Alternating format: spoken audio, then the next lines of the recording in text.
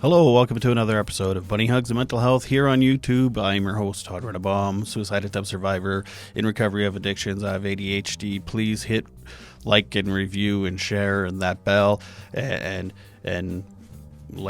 review. You can listen to this podcast because it really is an audio podcast first, wherever you find podcasts. Okay. Anyway. This episode is with a lovely lady named Michelle, and her story is she was abused by a perpetrator when she was 8 years old, when she started being 8, and she ended up putting him in jail when she was 18. She talks about all of that. She talks about forgiveness. She talks about a lot of stuff. In fact, it's kind of a two-parter because she's a good talker. I'm a good listener. I'm a good talker. I'm assuming, a good listener. We cover a lot of stuff. We kind of go back and forth between her story and what she's learned, back to the story, back to some lessons she's learned. So, anyway, without further ado, I give you Michelle.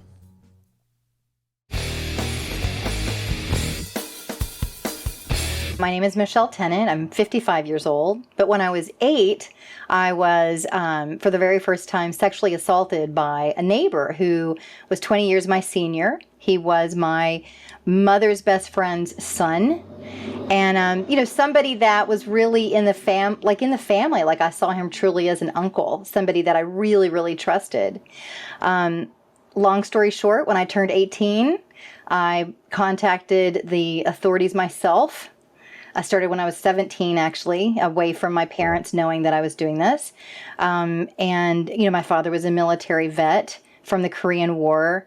My mother was German, so they both had been very traumatized by war environments and had anger issues and PTSD issues of their own. So I didn't really call upon them. I knew as a young child I would need to do it on my own. And I put him in jail when I was 18. So, wow. All the drama of a private investigator coming after me and, all that stuff. Like, it was hardcore for an 18-year-old, right?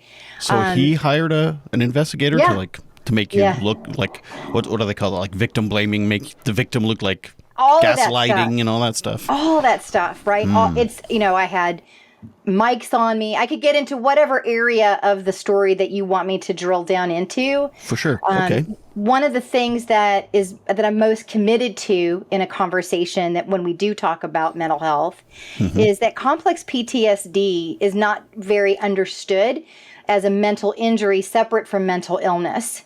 So as I've done, I have a master's degree in human development. I've been doing international PR now for 35 years. And so I get the luxury of representing doctors who really study this. And I have the ability to then talk about it with our magazines and our TV producers. And so I'm blessed that way that I get to continue to learn about my mental injury. And it's basically when you're traumatized like that as a kid, let me just tell everybody who's listening, it's like a scar. It's like a scar on your leg. Like you get hurt, on a bike when you're a kid and you got a scar there on your knee for the rest of your life. It's the same thing in our brains. And typically complex PTSD, at least for me and my brain, because I had some I had some brain work done, they were looking at my brain and how did it actually develop and what's happening to your brain? So I have some scar tissue specifically in the area of self-care.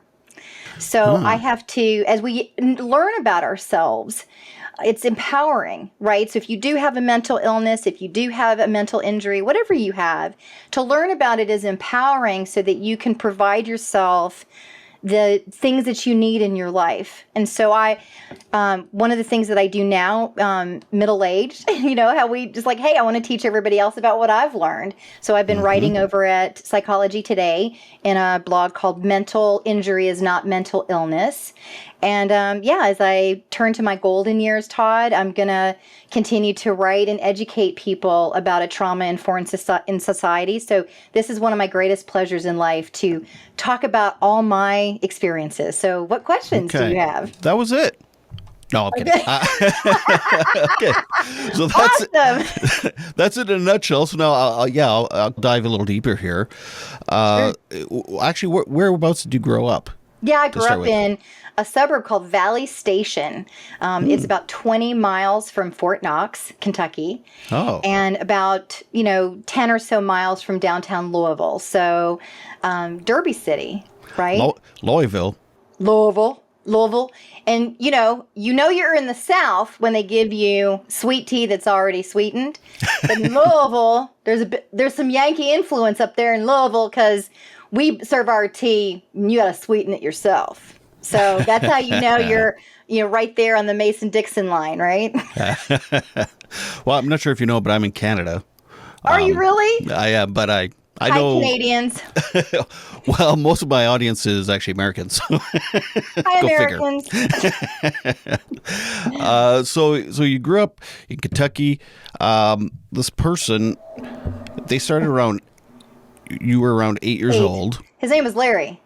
You can talk about it. He's dead. Oh. His name is Larry. Oh, I was going to say hi, Larry, but never mind. No, he's my dead. perpetrator, Larry. Probably traumatized himself. The private detectives told me that his mother was his perpetrator. So the grandmother figure in our family. Because I didn't have a grandmother. She was our next door neighbor and always presented herself as a grandmother figure. So I have a lot of issues with two-faced people. As you can well imagine, right? Like the minute you show to me that you're two-faced, I can't even really be in a conversation with you without thinking about that. Like, am I getting the straight scoop or which face do I have? So it's because of that, right? So I look, as soon as somebody shows to me that they're two-faced, I typically limit my time with them. You either limit your time or for me, I also just I accept that that's how they are. And I'm only going to give them so much information because quite often people like that are information mining so that they can use it against you later or to whatever to spread it. So it's it's on my terms. I give you what I feel like giving you. But let me just add though, let's keep it in the higher, when we're talking about mental health, we have to remember, because people are not informed about what trauma does to people. So when somebody is acting like that, it's probably because they've been traumatized themselves. So we look at this dynamic from my perpetrator. His mother was abusing him, according to the private detective who helped me. Thank you, Dr. Carrie. Detective Carrie Duncan out there in the world somewhere. I think he's retired now. Just one of those epitome of the white and shining armor cops. From my memory as an 18-year-old, just like he was golden. He's like, we're going to get these bad guys, Michelle. We're going to get them, And it was just like, people will come to help you when you're ready, when you're ready. Not every victim gets to bring their perpetrator to justice. I'm the lucky few, So, but the point is that to have compassion even for the perpetrator. I know that's distasteful for people, especially people who are beginning their journey. But we have to remember that as humans, in the mind of that perpetrator, they're doing no wrong. Right. Yeah. And I mean, it's extremely difficult. I saw something that said forgiving your, not just perpetrator or who, because it's not always a perpetrator, but whoever did you wrong is actually self-care for you. Yes. Yeah, because you keep drinking the poison if you don't. Right? That resentment, that hate. If you don't get the forgiveness in there, then you keep reliving the pain, and that's poison. It's literally a chemical reaction in your body when you're you're overdosing on cortisol and stress.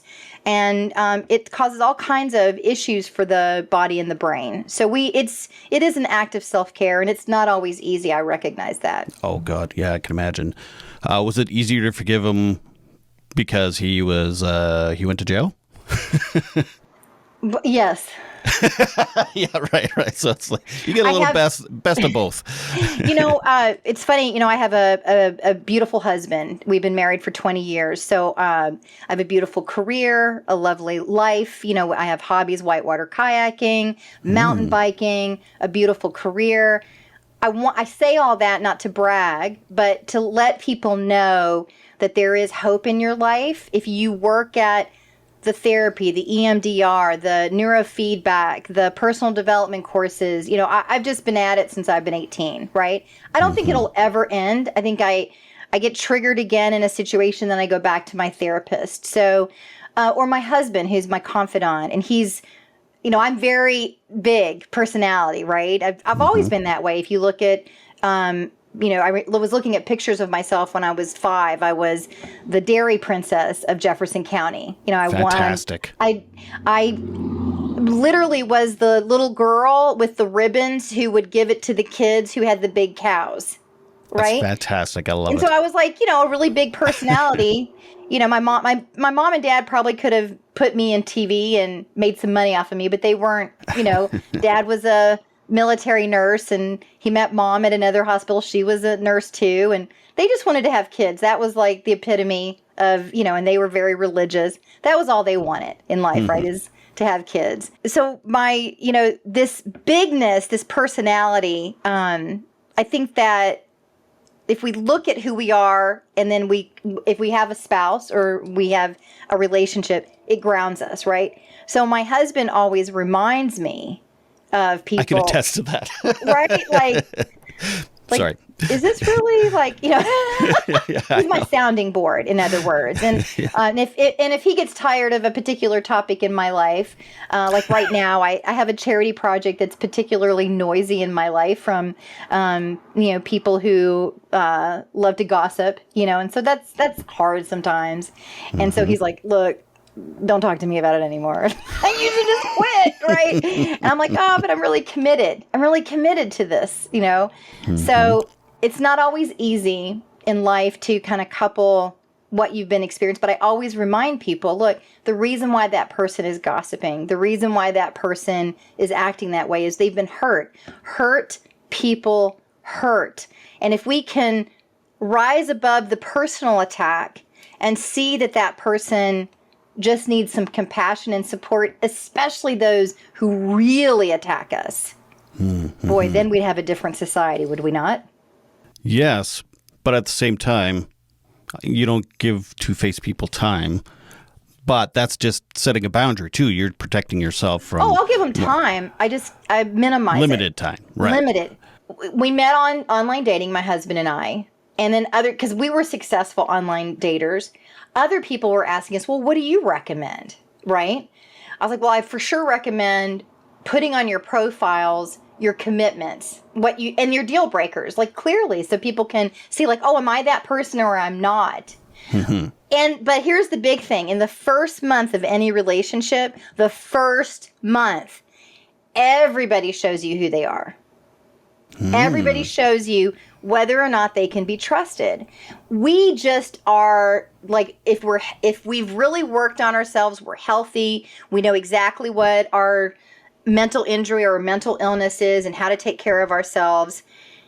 If we've got balance with that, we will walk away from people who might hurt us, or we might limit our time with those who hurt us. Doesn't mean that we have to be nasty to them. Doesn't mean that we have to disparage them or do anything to hurt them.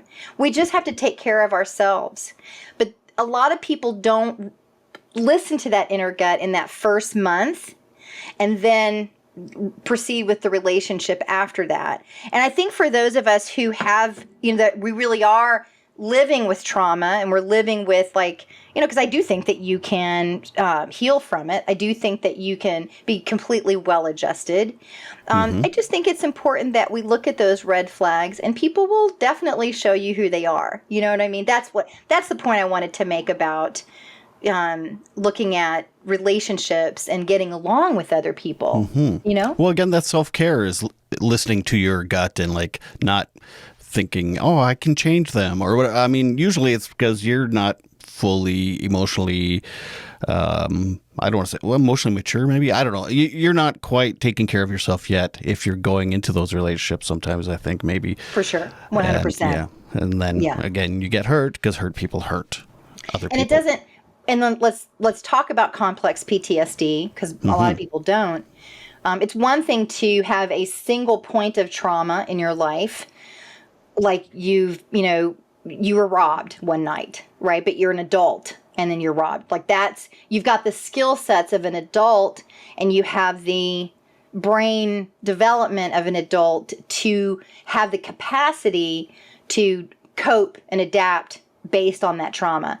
For children who have adverse childhood experiences over a prolonged time, like me, from 8 to 18, it's important to know that takes time to heal from. And, it's like an onion layer, right? We always talk about this onion layer. As soon as you think that you're healed, then another onion layer reveals itself. And I used to get really frustrated about it. But then I had a sort of like a life coach through this program called Landmark. I don't know if you know it. It's landmarkworldwide.com. They have personal development courses where you can create your life. Okay. And my coach, I remember, because I was really like trying to create myself and do this thing. And she was the one person, because I was doing a leadership course there, and we had to write and do a speech on the person that most impacted your life. That's what they said, impacted your life. And so I was going to do my not good or bad necessarily. They didn't qualify. Right. So I was going to do my perpetrator. And my coach's name was Taylor. Hi, Taylor. I'm going to send this to you later.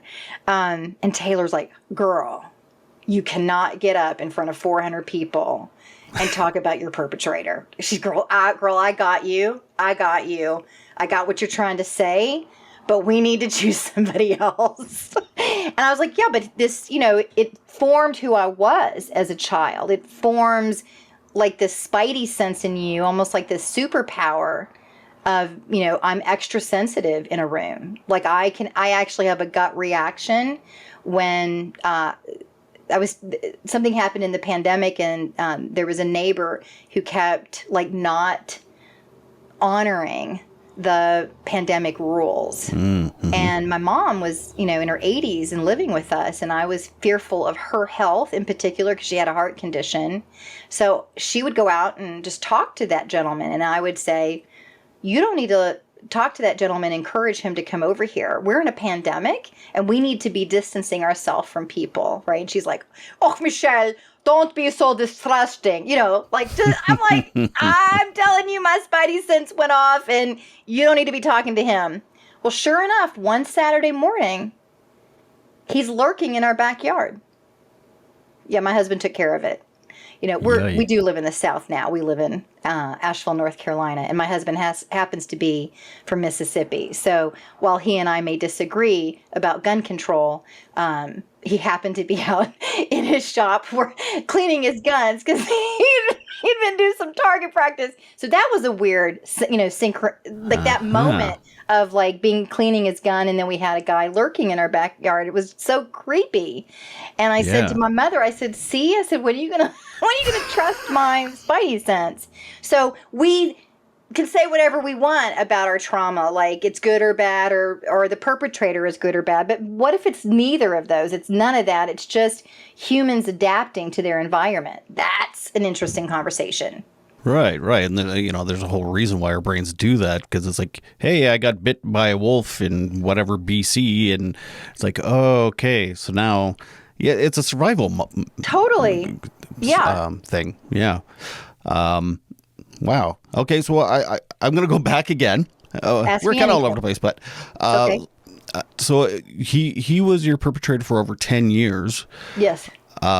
Did you ever tell your parents at that time, or was it like you said you didn't involve them when you were going after him, but was there any knowledge? Did you tell anyone? Or I did. I told my priest at the Catholic Church. I was a reader, an organ player, and I was at a parochial grade school, and we went to mass every day. So I was the organ player at our children's mass, or a reader, right? I was one of those standout students that the nuns just loved, right? And put me everywhere. So I thought, as a young child, I thought that it would be important to tell this in confession. Mm-hmm. I know everybody's like your heart is like sinking for a young girl, right? Mm-hmm. Because I was young, I was trying to figure out what was happening to me, mm-hmm. and to make to have hard conversations right now with everybody. And I know I just mentioned my Mississippi husband has guns. Well, my perpetrator also used guns. So I was molested at the point of a gun. Oh, yikes. So Okay. I had to marry the man that I married, I had to really work through, can I actually be around the Southern approach around guns, which is, yeah, we're going to go hunting, you see? Right. So I did do my concealed carry weapons license, not really to carry. I don't really want to carry, but I want to be powerful around guns and not be freaked out and know when to, use them, not use them, and have a little more choice in the matter of guns, right? That's why I didn't tell my parents. My father also he kind of grew up in the Appalachian part of Ohio. So and he was a military man, so we had guns. He had a .22 rifle and had said one point when we were watching That's hardly a gun. He's deceased now, and I think he might have a conversation with you about that. No, I grew up with 22 rifles. Right, the BB guns or whatever my brother had. Yeah, but he did. My father, I hadn't told them, and he stood up. We were watching like 60 Minutes or something when I was a kid with him. We were watching TV together, and he stood up really angry. He was a military guy. He had some anger issues of him from the Korean War, right? Sure. And he stood up and he said, if anybody touched my kids, I would end them with my .22 rifle. So I knew if I told my parents, my breadwinner of a father would kill my neighbor, you see, to make matters like super complicated for a child, right? So I thought, great, I'm going to church every day and, I'm getting catechism and spirituality development. And so why not tell my priest? And at what age were you at that point? Fourth grade. What are we in fourth grade? Not 10, maybe? Okay. Something So it like had that. been a couple years of Yes. abuse already. Yeah. Okay. And so I'm trying, he told me to say a few Hail Marys and an Our Father. And that was it. It did work. It didn't work, apparently. Didn't work. Well, maybe it did, because later it all came to pass that I was, at that point when I was 18, he had really progressed into child pornography, is what the detectives told me. Because I became of age, right? I became my own adult at the age of 18. So that's when I contacted the authorities. My mother was not really for me taking therapy, but I had a friend at school whose mother recommended a sliding scale therapy. Seven Hills or something like that, I think, is still existing in Louisville. So then, I was working, I was like working at the YMCA as a lifeguard, and I made my own money, but not much, right? And I was driving. So I got myself therapy, and my mom didn't quite really understand why. She's like, why do you need therapy, right? She made it about her. And I was like, I just need therapy, right? And because I didn't want to worry her. And that therapist at Seven Hills recommended that I call the authorities, because he still had children at home. And one of his things is my name's Michelle, but he would call me Melissa. And his daughter's name was Melissa. And so, and I would babysit her on occasion, and I would bring from the library those books, the books about good touches, bad touches. And I would put all these books. I give her, like, when I would babysit her, I gave her like 20 different books to choose. And she would always choose that one. Read that one again, Michelle. Read that one again. Yeah. So I reported them. And then that kind of started a whole thing. So you weren't the only one he was abusing, I take it. Oh, no. He had a stepson that we were abused together. And so when I finally got how it came about, you want these details? I mean, yeah. It's fine. I know I'm cringing at stuff, but it's cringeworthy. Yeah, it's hard. It's hard to listen to, but it's also reality for a lot of people, and that's kind of why I like these hard conversations. Yeah, so everybody take a deep breath. Yeah, people can Turns relate. out he got put in jail. It's all good. Okay. So, yeah, he had a stepson that I won't mention his name so that we can still keep everybody anonymous. Melissa, Larry, that's all you really need to know, right? When later his wife discovered the abuse. And so How old were you when she discovered? This is when I'm an adult now. I'm 18. Okay. Gotcha. I've started college. I came home from college. I went to Chicago to college.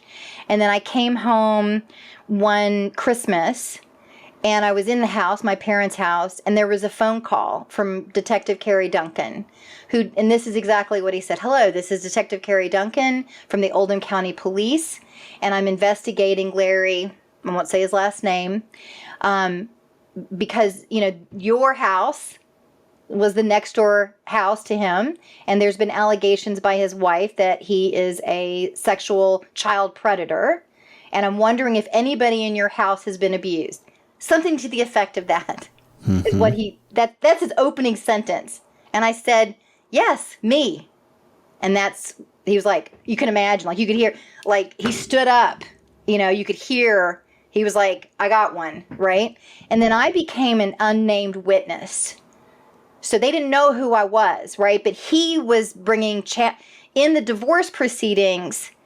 The police were like, we have, somebody who has no motive, right? Right. At that point in the divorce proceedings, and they were trying to get, rights to the children. You know how nasty all that gets. Yeah. So the detective was trying to just check out these allegations, found me, and then that's what then, for the longest time they didn't know who the victim was.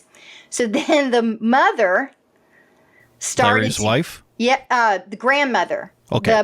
His mother, the one that lived next door, right? This was her son, the original perpetrator. Right. She started calling all of his victims. I know. It would be a good movie, wouldn't it? So to see who started taking all of us out to dinner, schmoozing us, and then came right out and said, look, there's been some terrible allegations against my son. I just want to make sure that you're good with our family. So you got a supper out of it. I got a supper out of it. And I told her that I was molested by your son at that dinner. And she looked straight at me and she goes, well, I'm sorry that happened to you, but I'm sure that he's not doing it to Melissa. That's a weird thing. That was her response. Yeah. You're like, wow, okay. Yeah. And I didn't say anything about working with the police or anything. And then she says, well, if you have any more issues, will you come straight to me? I said something like, I'll stay in communication with you. Okay. At this point, did you know she was also a perp? I didn't know that she was the original perpetrator. No. Okay. No. And then there was another son in the mix. And right when I was little, the family would give me gifts and we would always be over there playing and whatever. And I would do the little, because the other brother was super cute. My perpetrator was not, to be blunt. And, but I was like, how any 4 or 5-year-old, like, hi, I'm going to get married one day. Are you going to be my husband? Like that type of innocence. And then he would always play like, yep, I'm going to wait for you, Michelle, right? And I'll be your husband. Like that kind of play. And how old was he? I don't know, 30, 35. Oh, I see. Okay. Yeah. Gotcha. And if people do that kind of stuff now just innocently, right? Like just kind of playful, I can't be with it. Like, because I'm like, is he molesting her? Like that's like where I go immediately. Like when an older adult starts to act that way, I start to question. Not that there's anything wrong with that type of interplay, but I just don't like it because it was two-faced for me, right? It's like yuck. Okay. But she was the one that sent the private detective to Chicago to my dorm room. I'll never forget it. The grandmother did. Yeah. Because they were trying to figure out who the unnamed person was. And They hired a private investigator to find out who was... Yeah. Followed me to Chicago. God. Bananas. Okay. Sorry. It is bananas. I'm riveted. Okay, I promise everybody I will get my memoir finished. It's like in its last... I have it all written out. I even got an editor that's gone through it, but I still haven't published it. But I will, and you'll be able to get it at... Right now, I do write quite a bit for Psychology Today at writethetrauma.org. But I promise you, I will finish because I think it would make a good movie, right? It's like it would be a good movie. Well, yeah. Well, now that especially because I know the ending. You do know the Like, right? Yeah. You're like, oh my God, this horrible stuff has happened, right? Yeah. My just on a brighter note, just like to lighten up. All right, take a breath. My niece, right? I'm very open about all of this, so I get calls from young people all the time, like, "This is happening to me. What should I do?" and that kind of stuff. It's fine. This Which does is not happen why to I me. appreciate you being so candid and stuff. That's why I think we should talk about this stuff because it happens to people and people don't know what to do. And 100%. Yeah, And yeah. that's what my memoir really is about, Todd, is about silencing victims. Right? Because when you start to talk about this, people go, I don't want to hear it. I don't want to hear that negativity. You're like, well, that's what's happening behind closed doors. And my husband wants to remind me because somebody told me to shut up. It was at like at a reading of Eve Ensler's book, The Apology, talks about how her father abused her. And I was sharing my story at one of those book readings. It was in downtown Asheville. And one of the guys, the men in the group, at the end, he said, he basically told me that I should not share it. And like he was another panel person or something? There were two therapist moderators. And it was the other one. Don't worry, the other one worked at a prison and set him straight after, right? Oh, thank God. Yeah, right. Like, don't do that to victims, right? And when we got home, I was like a little bit in shell shock that the guy was trying to silence me. And my husband gave me a hug and he said, babe, just because it's hard for society to hear doesn't mean you shouldn't say it. Exactly. Probably all the more reason to say it. Yes. And then the other thing is that when you listen to somebody who has complex PTSD share their story, they're seen, and then they can start to self-heal and make sense out of what's happened. And then that's where the healing begins. It's when we keep suppressing these stories that are ugly to hear that they continue. Because we have to like really dig in, like, well, why is this happening in society? Why is this, right? So, yeah, so actually it was a Saturday morning, back to Chicago, back to the drama of the story. I'm actually, a sophomore in college. I was studying theater, and I was in Chicago at DePaul University. And I would get up every Saturday morning, and I would go play volleyball. Do you know what volleyball is? I've heard of it. Okay, it's volleyball against the wall? Yeah, it's volleyball and racquetball combined. Ah, gotcha. So fun. So fun, right? Because you're playing off the wall, and you got like 4 people on each side. I'd play every Saturday morning, and then we would go to Billy Goat Tavern. Do you know on Saturday Night Live, cheeseburger? Nope. And then you'd say, nope, no Coke, Pepsi. Do you remember that old skit? Yeah. Yes. That's the tavern where the SNL staff got it. And then they originally, because they usually, a lot of the SNL people come from Second City in Chicago, right? So we would just we'd play volleyball and then we'd go, get a cheeseburger, right? Coke, no Pepsi. Like, it was just like super fun in college to do that. And remember, we didn't have cell phones then. So my roommate in college, my dorm roommate, called the gym where we were and had me paged to come home because the private detective, he was drunk and had shown up at the dorm demanding to see me. Quality people. A drunk private investigator. Yeah. Who's supposed to be sneaking around. And he had like the brown leather jacket, like if you're thinking of like a stereotype of a drunk private detective, that's him. Wow. Like I love I love to look at, because I'm now, a theater, an actress. I also, that was in my my younger days. But now I just love to write. And so I love a character study, right? Yeah. And like, why do people dress that way? Why do they act that way? What's happening here? So yeah, I came home. Well, before I took the train home, I took the L home immediately, but I stopped, right? Because we didn't have phones. I stopped in at the security of the the university where I was on campus and told security to contact the Chicago police, and then also alerted them that I told them what was going on. I said, I'm the witness, an unnamed witness in a sexual assault case, and it's getting ugly, and they've sent a private detective. He's on campus in my dorm lobby right now. That is And bananas. so then my roommate, And that didn't scare you off, apparently. girl, Like, oh, you doubled down. I doubled down. And that's who I am today. Like, if you push me, I will double down, right? Which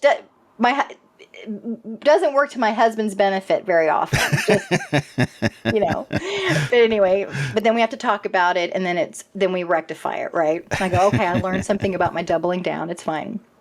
So, yeah, there we are in the lobby. My roommate, God love her, right? She comes down with a tape recorder and a camera, like a Polaroid. Wow. Remember? Yeah.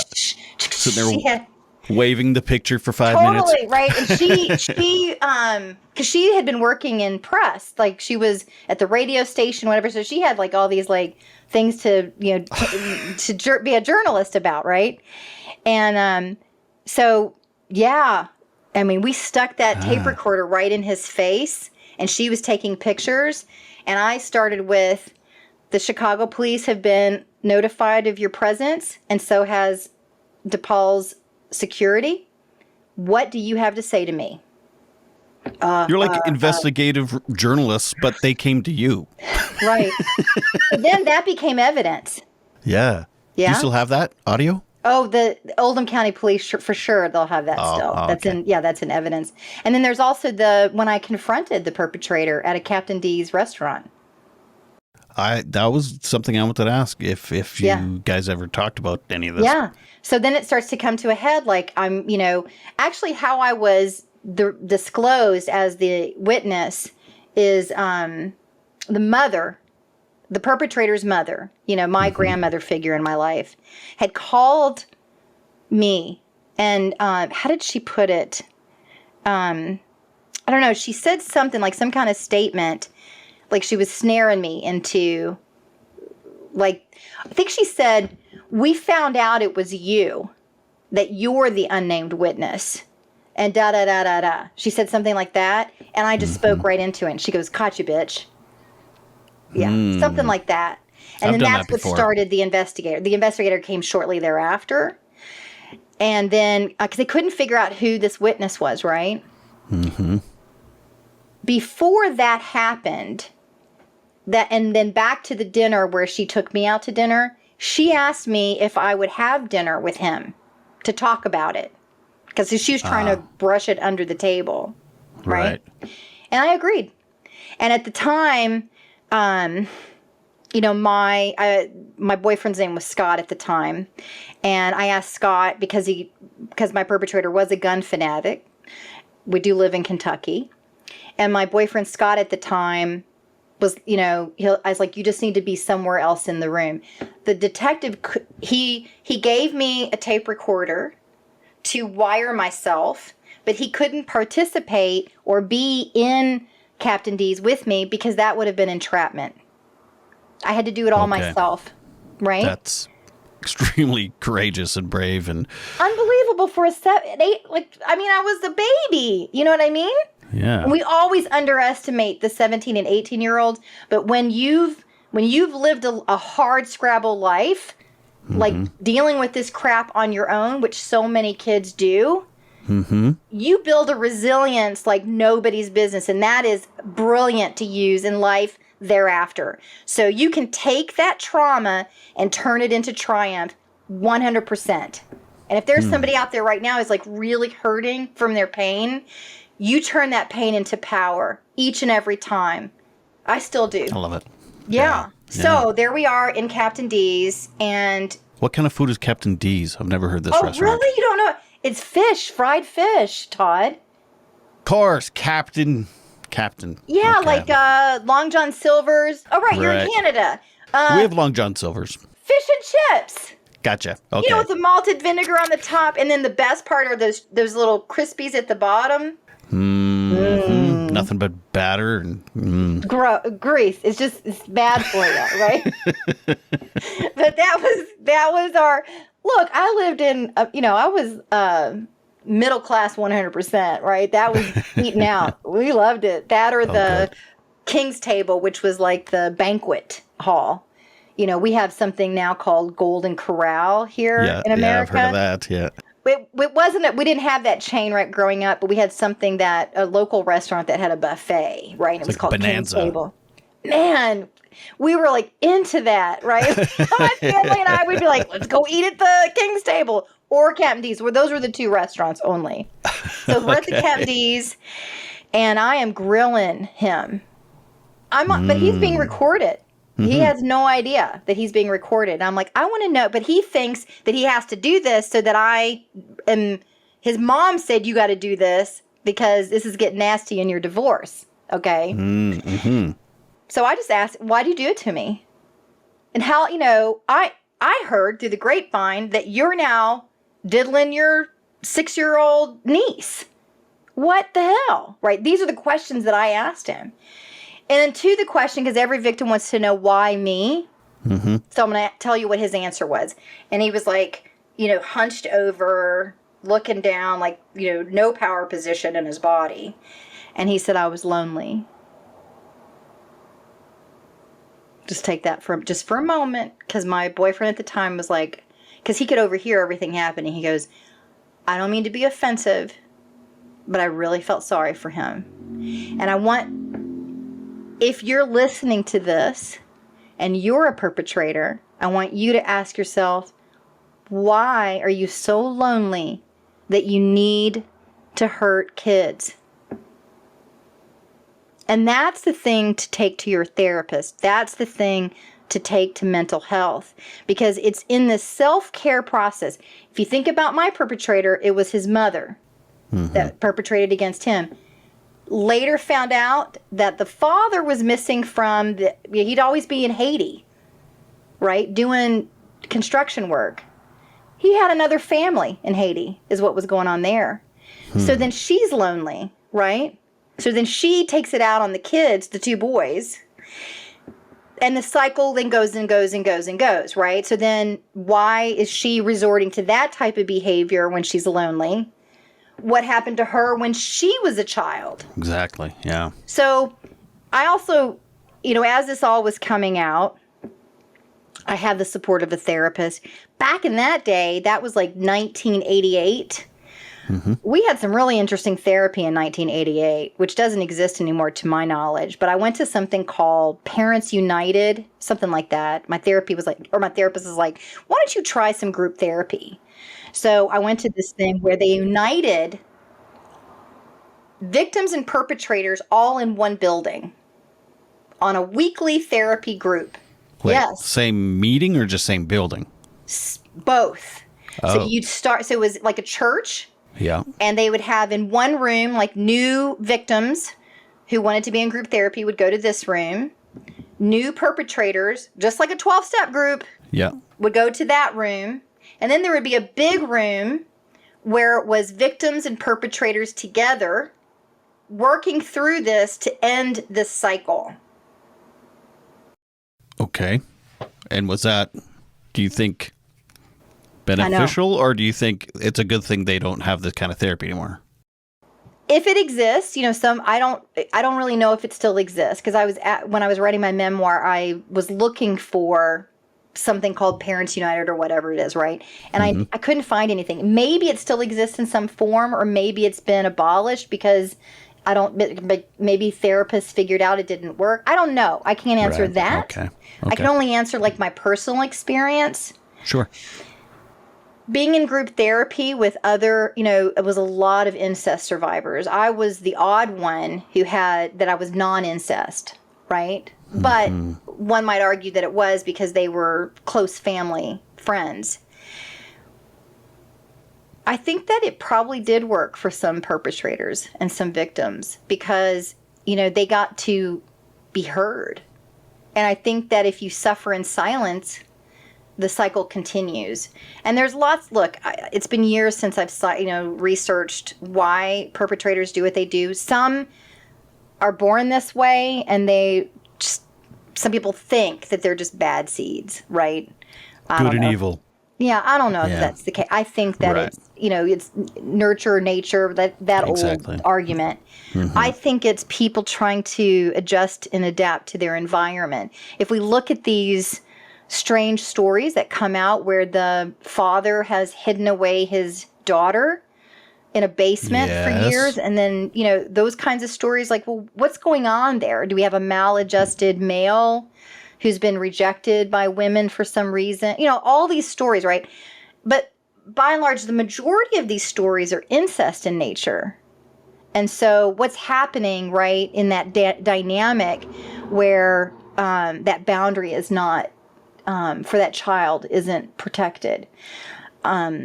That's another show, other expert, right? I can't really speak to that.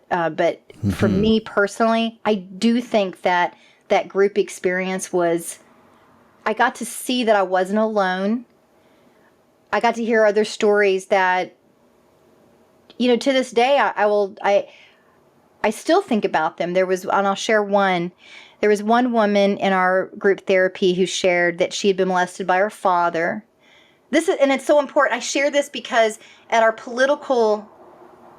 in a macro conversation in America especially, we're talking about the rights of young children and young girls, and it's, it's at risk, right? So just want everybody to put themselves in the shoes of this young girl. So she's being molested by her father and her grandfather, and she becomes pregnant at the age of 12. Oh my God. Yeah, in the Catholic Church, similar to me. That's why I probably remember it. And they don't believe in abortion, because she's about to give birth to her brother, her uncle. What do you call that? Yeah.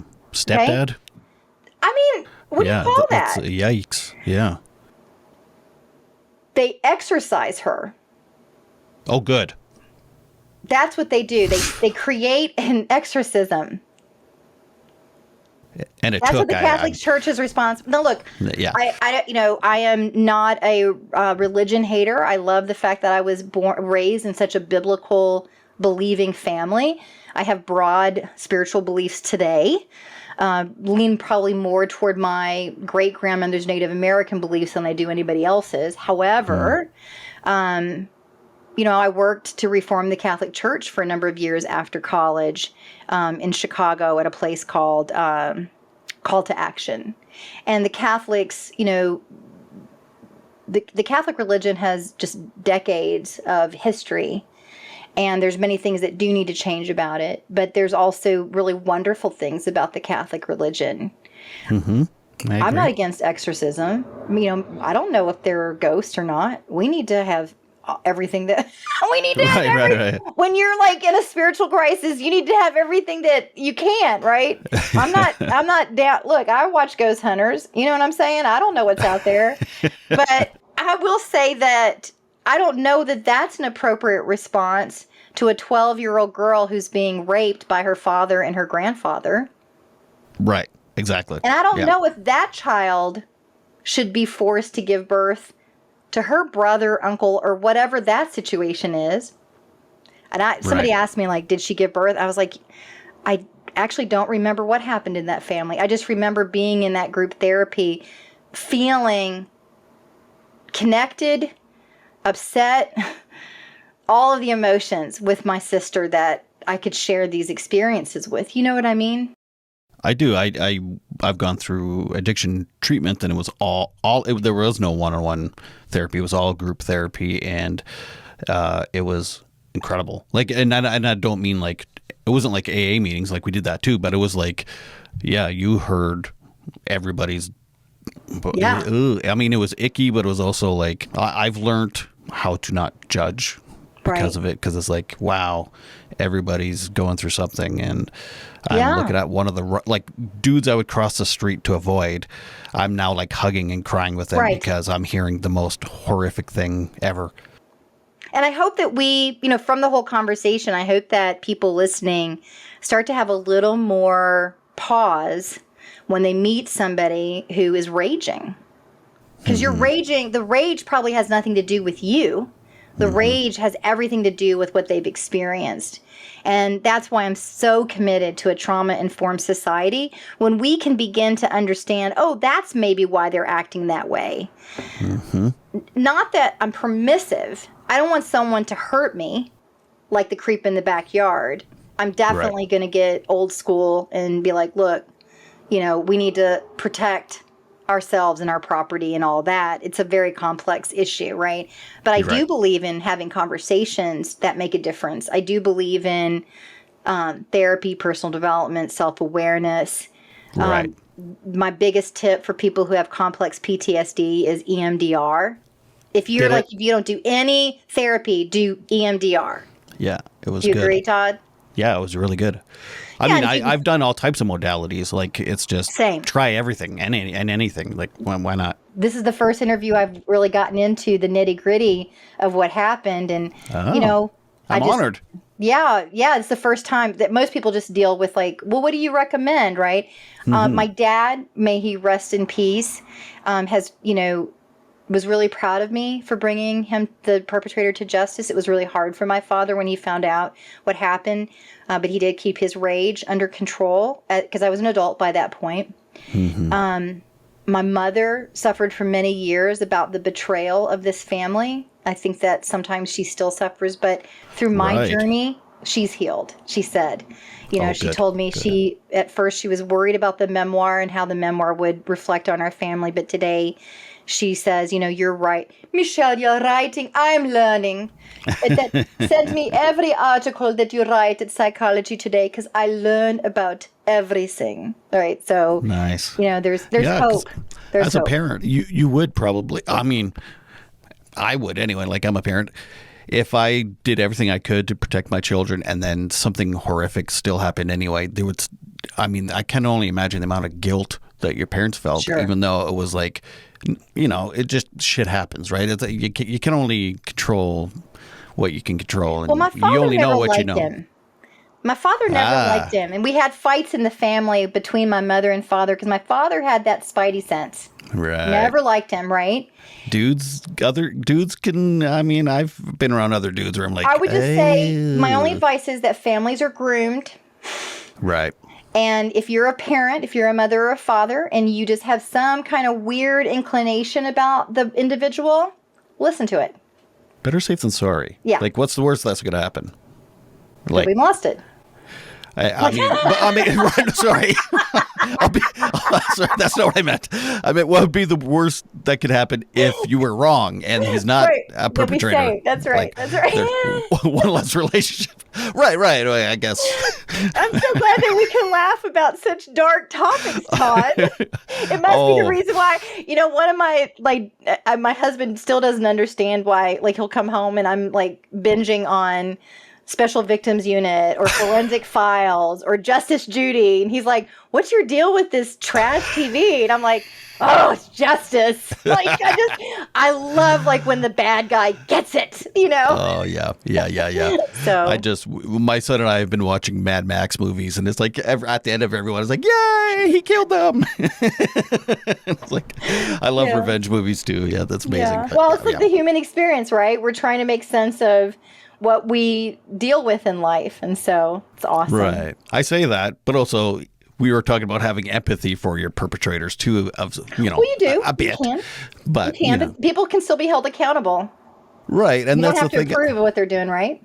Well, I can't remember where I heard this, but it was like trauma may not be your fault, but dealing with it is your responsibility. So you don't turn into a perpetrator. You don't start, unhealed people bleed all over other people, which then then their wounds, it's like you said, it's like a vicious cycle, and it trickles down. And it's not your fault that you're a victim or you have a mental illness or you have anything else. But once you are self-aware, then it is your responsibility to take care of it. One way that you can help yourself is when you're driving, don't do anything else. I notice that when I'm unsettled, I have a lot of distraction, right? So I'll try to do the music. I'll listen to a text, right? It's distracted driving. And that's not only dangerous and you can die from that, it's also an indication that you're unsettled for some reason. You're triggered or something's going on. Just focus on the drive. That's one easy way to meditate for busy people. Just focus on what you're doing without multitasking. One of the pieces that I learned from neurofeedback is that multitasking could be a symptom of something else. Right? Some of us are forced to multitask in our jobs. I remember being a waitress in college. Not fun, right? Hard work. I was a terrible waiter. I did it for like 6 months, and I was like, people are like, dude, you are not good at this. You gotta go. You gotta go. So, but yeah, I would just say, like, focus. If you're driving, drive. If you're doing a podcast. You know what I'm saying? Yeah, try to minimize that because the brain, the flitting part of that brain there's a reason why you do that. Be sure to subscribe and to like this video. You can listen on Apple Podcast and Spotify. This is Todd Rennebaum saying, make your beds and take your meds. Keep watching for more interviews with incredible people telling their stories of resilience and adversity with mental health and mental illness.